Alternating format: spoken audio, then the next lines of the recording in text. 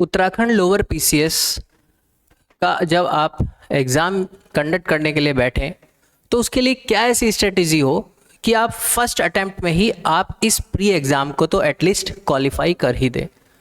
कुछ वैसे ये हर कैंडिडेट पर वेरी करता है, सबकी अपनी समझने की सोचने की क्षमताएं अलग होती है, बट कुछ कॉमन चीज़ें आप लोग ये जानते हैं कि जो प्री एग्ज़ाम है वो 150 मार्क्स का है, जिसके लिए आपको 120 मिनट्स हमारा कमीशन प्रोवाइड करता है और ये 120 की जगह 110 मिनट आपके लिए सही मायने में पढ़ने वाली या फिर अपने क्वेश्चंस का आंसर देने वाली मिलती है। 10 मिनट आपकी पेपर वर्क में निकल जाती है। इसको करने के बाद जो आपको मिलती है मेरिट, अप्रॉक्स 70% तक आपकी मेरिट वेरी करती है, बट हम 70% पर नहीं, हम 110 नंबर के ऊपर काम करेंगे कि एटलीस्ट 110 मार्क्स तो हम लोगों के आए ही आए, सही ठीक गलत को निकालने के बाद। अब ये जो 150 मार्क्स है, इसके लिए अगर हम लोग देखें तो हमारे पास दो पेपर बनते हैं। एक 100 मार्क्स का एक पेपर आता है जिसको आप जर्नल स्टडीज़ के नाम से जानते हैं, और एक 50 मार्क्स का आपके सामने पेपर आता है जिसको आप जर्नल एप्टीट्यूड के नाम से जानते हैं। ये 150 क्वेश्चन 110 मिनट।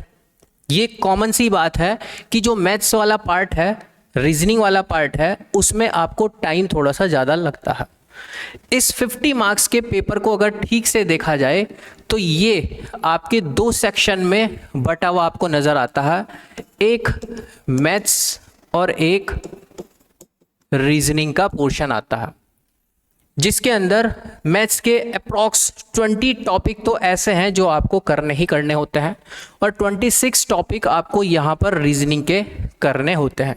टोटल मिलाकर के आपको 46 टॉपिक पर काम करना होता है इन 50 मिनट्स के अंदर, सॉरी इन 50 टॉपिक के अंदर, जो आपके 46 टॉपिक के अंदर कवर होंगे। 50 क्वेश्चन जो है 46 टॉपिक के अंदर कवर होंगे। अब हमको करने ये एटलीस्ट एक बारी शुरुआत में सारे ही होते हैं, क्योंकि टारगेट हम लोग का ये है कि इस 50 में से 45 मार्क्स तो आपके आने ही आने चाहिए। यहाँ पर इतने तो आप खींच करके मार्क्स लाए ही लाए। उसके लिए फिर आपको प्रैक्टिस भी ऐसी ही करनी होगी आज से ही। 46 टॉपिक हैं, 2 दिन में एक टॉपिक, अप्रॉक्स 92 डेज में आप इन 46 टॉपिक्स के बीच में से आराम से निकल सकते हैं। अब मैं आज से ही क्यों बोल रहा हूँ, क्योंकि इस पेपर को क्रैक करने के लिए आपको दो बहुत बेसिक सी चीज़ों पर काम करना होगा। पहली चीज़, इस 50 मार्क्स के पेपर के ऊपर आपको आपकी कैलकुलेशन पर बहुत ही सुपीरियर तरीके से काम करना है। जितनी फास्ट आपकी कैलकुलेशन होगी उतना आपके लिए टाइम कंज्यूम कम होगा, उतना ज़्यादा आपकी एक्यूरेसी पे भी प्रभाव पड़ेगा। और कैलकुलेशन एक दिन, 2 दिन या 1 महीने का काम नहीं होता है। कैलकुलेशन जो है एक नियमित रूप से अभ्यास का एक काम होता है, जो आप आज से स्टार्ट कर सकते हैं। किसी भी टॉपिक को उठाए, जो आपको सबसे आसान लगे उससे ही स्टार्ट कीजिए। कैलकुलेशन वाले पार्ट पर सबसे ज़्यादा आपको काम करना होगा।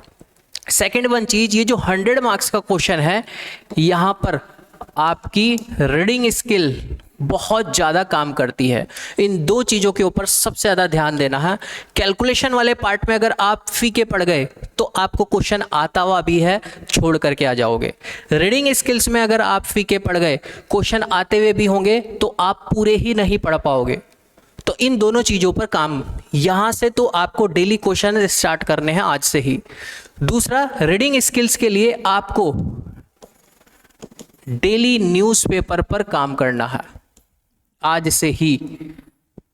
अगर पहले से आप करते आ रहे हैं तो वेल एंड गुड है, बट न्यूज़पेपर डेली आप रीडिंग करेंगे। और ऐसा नहीं, न्यूज़पेपर में वो खबरें नहीं पढ़नी है कि सड़क में इतने गड्ढे थे, बाइक सवार चेन लूट करके चले गए, वो आपके खबर काम की नहीं है। नेशनल, इंटरनेशनल, स्टेट ये वाली खबर इकोनॉमिक्स वाला प्लस जो आर्टिकल्स आते हैं वो ये आपके लिए बड़ी खबर काम की होती है। रीडिंग स्किल्स वहाँ से कामयाब होगी आपकी, प्लस इसके साथ साथ जाने अनजाने में आपका करंट अफेयर्स भी यहाँ पर पूरा होगा साथ साथ में ही। तो इस दो फैक्टर पर आपको बहुत ज़्यादा ध्यान देना है, कैलकुलेशन, दूसरा रीडिंग स्किल्स। आपका क्वेश्चन छूट ना पाए।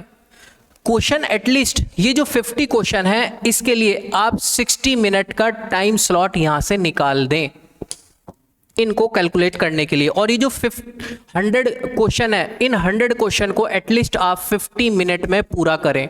इतनी आपकी अच्छी रीडिंग स्किल्स होनी चाहिए, आपकी कैप्चरिंग पावर होनी चाहिए। आपने क्वेश्चन पढ़ा और आसानी से आपको समझ आ गया, 10-10 बार उसको पढ़ने की ज़रूरत नहीं पड़ रही है। वो सब चीज़ आएगी अभ्यास से। अब इस 100 क्वेश्चन के पेपर के अंदर आपको 3 बेसिक सेक्शन देखने को मिलते हैं, जिसमें एक आपको उत्तराखंड का सेक्शन देखने को मिलता है, एक आपको वर्ल्ड अफेयर्स वाला सेक्शन देखने को मिलता है और एक आपको इंडियन वाला सेक्शन देखने को मिलता है। जब आप उत्तराखंड वाले सेक्शन को देखेंगे तो आपको इस 100 में से अप्रॉक्स 40% क्वेश्चन इस उत्तराखंड से नजर आएंगे।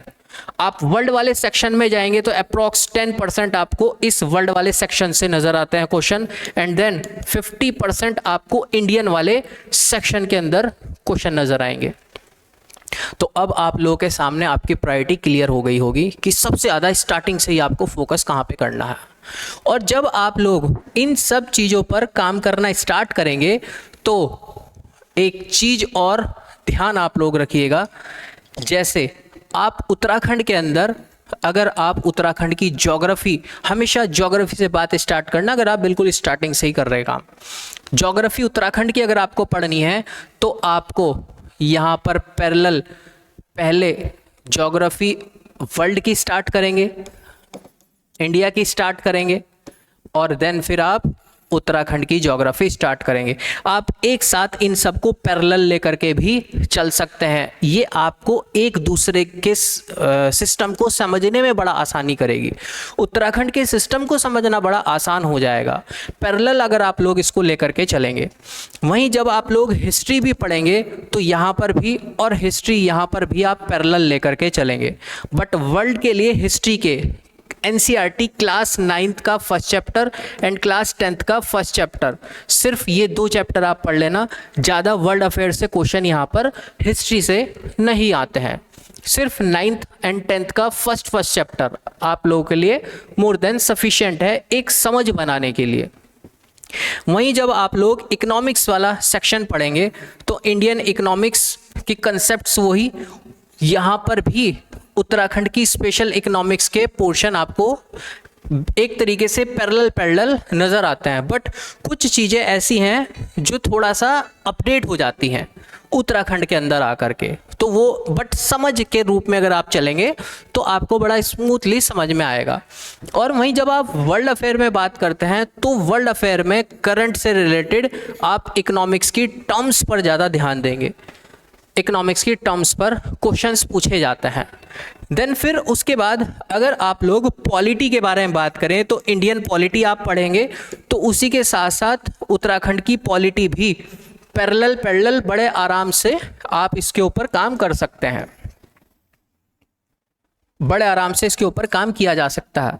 अब वर्ल्ड के लिए आप इंटरनेशनल रिलेशन पर काम करेंगे। इंटरनेशनल रिलेशंस से ज़्यादा क्वेश्चन आते हैं वर्ल्ड वाले फॉर्मेट के अंदर, और इसमें भी ज़्यादातर इंस्टीट्यूट्स वगैरह से क्वेश्चन पूछे जाते हैं। प्लस करंट अफेयर के कोई इवेंट हुए हो कहीं वो पूछे जाते हैं, या फिर कोई बड़ी रिपोर्ट आई हो, स्पेशल उत्तराखंड को लेकर के कोई रिपोर्ट है या इंडिया को लेकर के कोई रिपोर्ट है, तो वहाँ से ज़्यादा वर्ल्ड वाले सेक्शन से क्वेश्चन पूछे जाते हैं। या कोई बड़ा इन्वेस्टर समिट हुआ है, जैसे हमारे यहाँ उत्तराखंड के अंदर अभी इन्वेस्टर समिट हुआ था, तो वहाँ से ऐसे क्वेश्चन पूछे जा सकते हैं वर्ल्ड वाले सिनेरियो से कनेक्ट करने के बाद। देन फिर ये 4 तो बेसिक जो सब्जेक्ट होते हैं वो तो आप लोग के यहाँ से इस तरीके से आप पैरेलल पढ़ेंगे। देन उसके बाद एक बहुत इम्पॉर्टेंट सेक्शन आता है जर्नल साइंस का और कंप्यूटर का, जनरल साइंस एंड कंप्यूटर, ये वाले 2 सेक्शन और अलग से आप लोगों को करने होते हैं। इसको हम लोग वर्ल्ड के अंदर उठाओ या इंडिया के अंदर उठाओ, वो एक तरीके से सबके लिए सेम ही नज़र आते हैं। तो बेसिकली आप लोगों के लिए जो एग्ज़ाम के अंदर आप लोगों को फोकस चीज़ लेकर के चलनी है, किस तरीके से आप लोगों को चीज़ों को लेकर के चलना है, किसको अलाइन करके अपने साथ में लेकर के चलना है, आप ऐसे लेकर के चल सकते हैं। और साथ साथ में करंट अफेयर्स तो मैंने आपको बताया ही था, करंट अफेयर्स तीनों के सेक्शन का करंट अफेयर आपके एग्ज़ाम में पूछा जाता है।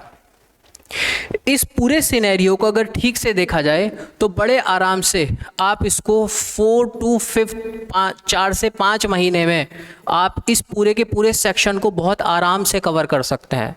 और आप लोगों का एग्ज़ाम के बारे में भी अगर बात करें, प्री एग्ज़ाम का, तो एटलीस्ट इतना तो टाइम आपको मिलेगा ही, जितना मैंने आपको बोर्ड पर लिख दिया। अगर हम लोग देखें कि इसी महीने में अगर नोटिफिकेशन भी आ गया है, तो नोटिफिकेशन के 20-25 दिन तो फॉर्म फिल करने में लगते हैं। देन उसके बाद आगे आने वाले भी 1.5 से 2 या 3 महीने में आप लोगों के एग्ज़ाम की डेट का पता चलता है, क्योंकि सितंबर अक्टूबर का शेड्यूल तो बहुत बिजी है हमारे कमीशन का। तो एटलीस्ट आपको इतना टाइम तो मिलने के लिए जा रहा है। ठीक है, आप लोग अपनी प्रिपरेशन आज से ही स्टार्ट कर दीजिएगा। इस तरीके से अगर आप लेकर के चलेंगे तो चीज़ें आसान हो जाएंगी। बाकी सब लोगों के सोचने समझने का, काम करने का तरीका डिफरेंट होता है। ये मैंने आप लोगों को सिर्फ प्री ओरिएंटेड चीज़ें बताई हैं। इसके बाद फिर मेंस ओरिएंटेड चीज़ें डिफरेंट हो जाती है। यहाँ पर आप सिर्फ एक समझ लेकर के चल रहे हैं, कुछ कॉन्सेप्ट, कुछ फैक्ट्स साथ में लेकर के चल रहे हैं। लर्निंग पार्ट यहाँ पर थोड़ा सा ज़्यादा बनता है, वहाँ पर कंसेप्ट वाला पार्ट थोड़ा ज़्यादा बन जाता है मेंस के अंदर। तो ये आप इस तरीके से अपनी लोअर पीसीएस की आज से ही आधारशिला रख सकते हैं। ये मुझको आपको बताना था। आप लोगों के कमेंट मैंने देखे, कमेंट बॉक्स में बहुत सारी चीज़ें पूछी हुई थी, तो आप आगे भी आपको कुछ किसी चीज़ की ज़रूरत होगी, कमेंट बॉक्स खुला है, कमेंट करके पूछ लीजिएगा। Okay, bye bye.